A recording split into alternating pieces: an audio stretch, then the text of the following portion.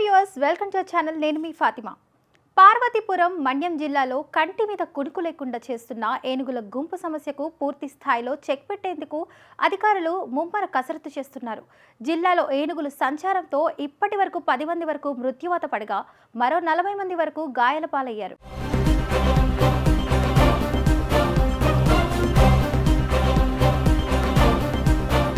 పార్వతీపురం మన్యం జిల్లాలో కంటి మీద కునుకు లేకుండా చేస్తున్న ఏనుగుల గుంపు సమస్యకు పూర్తి స్థాయిలో చెక్ పెట్టేందుకు అధికారులు ముమ్మర కసరత్తు చేస్తున్నారు. జిల్లాలో ఏనుగుల సంచారంతో ఇప్పటి వరకు 10 మంది వరకు మృత్యువాత పడగా మరో 40 మంది వరకు గాయాల పాలయ్యారు.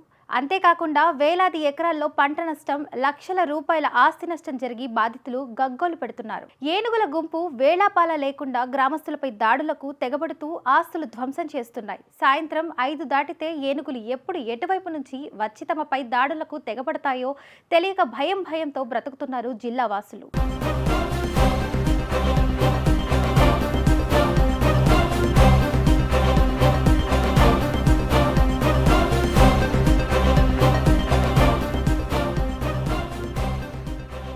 ఈ నేపథ్యంలోనే కూటమి ప్రభుత్వం అధికారంలోకి రాగానే ఏనుగుల సమస్యపై దృష్టి సారించింది. ప్రత్యేకంగా డిప్యూటీ సీఎం అటవీ శాఖ మంత్రి పవన్ కళ్యాణ్ ఏనుగుల తరలింపు కోసం అధికారులతో పలుమార్లు సమీక్ష సమావేశాలు నిర్వహించారు. అంతేకాకుండా కుంకి ఏనుగుల సహాయంతో ఏనుగులు తరలించాలని ప్రయత్నించారు. అయితే కుంకి ఏనుగుల ప్రతిపాదనకు పలు రకాల సాంకేతిక సమస్యలు అడ్డు రావడంతో ఆ ప్రతిపాదనను విరమించుకుంది రాష్ట్ర ప్రభుత్వం.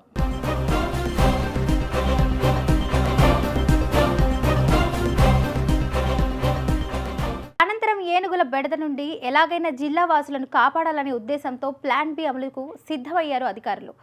అందులో భాగంగా ఏనుగుల గుంపు కోసం ప్రత్యేకంగా ఒక షెల్టర్ జోన్ ఏర్పాటు చేయాలని నిర్ణయించింది రాష్ట్ర ప్రభుత్వం. అందుకోసం వడివడిగా అడుగులు వేస్తుంది. ఆ షెల్టర్ జోన్లోనే ఏనుగులు ఉండేలా, వాటికి కావాల్సిన ఆహారం, త్రాగునీటి వంటి సదుపాయాలు కూడా షెల్టర్ జోన్లో ఉండేలా ప్రతిపాదనలు సిద్ధం చేస్తున్నారు అధికారులు. అందుకోసం సీతానగరం మండలం గుచ్చిమి సమీపంలో సుమారు 400 హెక్టార్ల భూమిని గుర్తించి ఆ భూమిలో షెల్టర్ జోన్ ఏర్పాటుకు సిద్ధమయ్యారు. అలా ఏర్పాటు చేసే షెల్టర్ జోన్కే ఏనుగులను పరిమితం చేసి జిల్లా వాసుల ప్రాణ, పంట, ఆస్తి నష్టం జరగకుండా ఉండేలా చర్యలు చేపడుతున్నారు. అందుకోసం అటవీ శాఖ ఉన్నతాధికారి శాంతిప్రియ పాండే కూడా షెల్టర్ జోన్ ప్రతిపాదిత ప్రదేశాన్ని పరిశీలించి సంతృప్తి వ్యక్తం చేశారు. ఇదే అంశాన్ని అటవీ శాఖ అధికారులు అటవీ శాఖ మంత్రి పవన్ కళ్యాణ్ కు కూడా తెలియజేశారు. దీంతో పవన్ కళ్యాణ్ కూడా షెల్టర్ జోన్ కి కావలసిన అన్ని రకాల ఏర్పాట్లు చేయాలని, అదేవిధంగా ఆర్థికమైన అంశాలను కూడా పరిశీలించాలని సూచించారు.